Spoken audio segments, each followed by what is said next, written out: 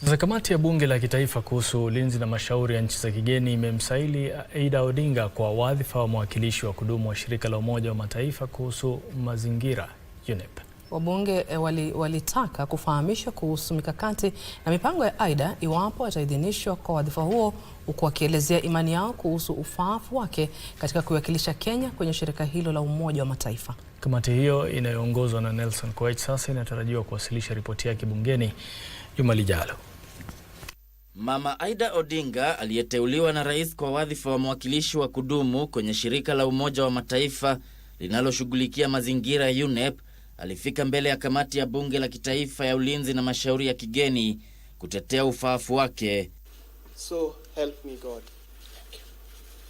Kikao hicho hata hivyo kiligeuka kuwa ulingo wa kumuidhinisha mjane huyo wa aliyekuwa waziri mkuu Raila Odinga, huku wabunge wakiminia sifa na jumbe za pongezi kwa maafiko yake na hadhi yake. In law, we say res ispa loquita.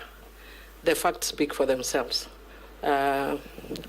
Honorable Aida Odinga, aka Mama, is overqualified for this position.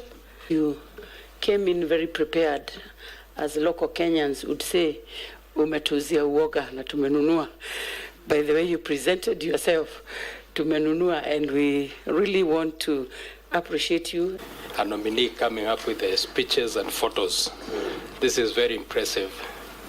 Congratulations. Akimshukuru rais kwa uteuzi huo, Aida aliridhia uungwaji mkono kutoka kwa wahisani na jukumu aliloshiriki marehemu mumewe. Wabunge walitaka kufahamu mikakati yake katika kuhakikisha Kenya inanufaika kutoka kwa jamii ya kimataifa, haswa kuhusu ufadhili wa tabia nchi. I'm a good mobilizer when it comes to mobilizing for resources. My social capital is quite high.